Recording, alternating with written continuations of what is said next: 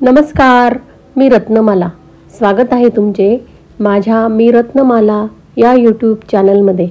आज आपण बनवणार आहोत उपवासाचे भगर आणि साबुदाण्याचे दिरडे।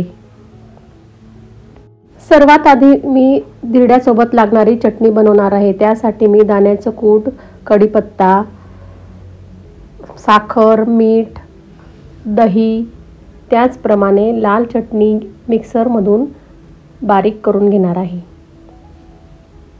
ही चटणी मी पाणी टाकून वाटून घेतलेली आहे। आता मी साबुदाणा आणि भगर याचे दिरडे तयार करण्यास सुरुवात करणार आहे। त्यासाठी आपल्याला लागणार आहे भिजलेली 1 वाटी भगर, दाण्याचे कूट, साबुदाण्याचे पीठ, मिरची आणि कढीपत्ता। आता भिजलेली भगर, दाण्याचे कूट, मिरची आणि कढीपत्ता मी आता मिक्सरमधून बारीक करून घेणार आहे। हे वाटण पाणी टाकून बारीक करायचे आहे।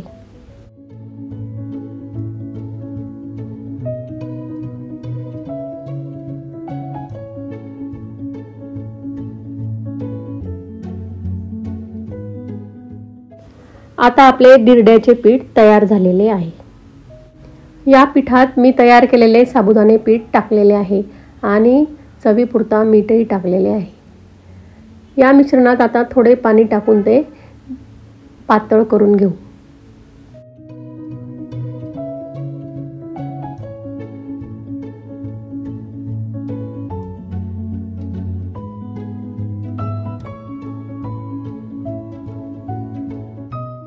आता या पिठाचे मी दिरडे तयार करणार आहे। त्यासाठी पॅनमध्ये तेल टाकून पॅन गरम झाल्यावर हे पीठ त्यात टाकून चांगले पसरवून घेतलेले आहे। पॅनमध्ये पीठ टाकल्यानंतर ते चांगले पसरवून घ्यावे व 5 ते 10 मिनिटे झाकून ठेवावे।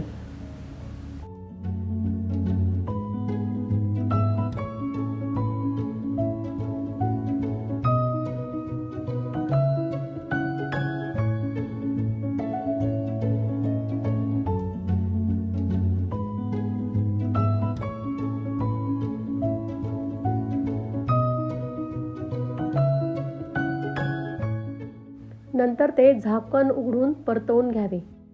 दिरडे दोन्ही बाजूने खरपूस भाजावे व चटणी सोबत खाण्यास द्यावे।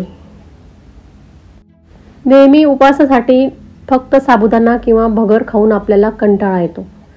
काही वेळेला असे दिरडे केले तर ते चवीलाही छान लागते व उपवासाच्या दिवशी बदल म्हणून छान वाटते।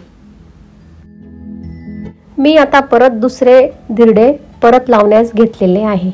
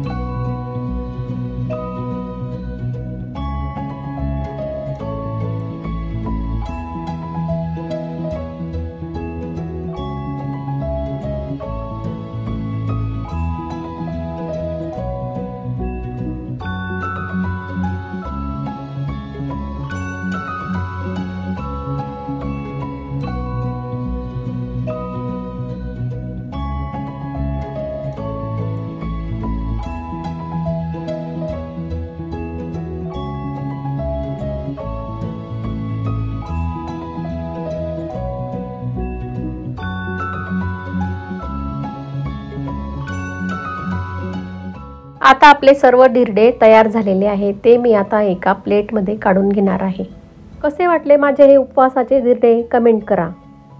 माझा हा व्हिडिओ तुम्हाला आवडला असेल तर माझे चॅनल लाईक करा, शेअर करा आणि सबस्क्राईब करा। धन्यवाद।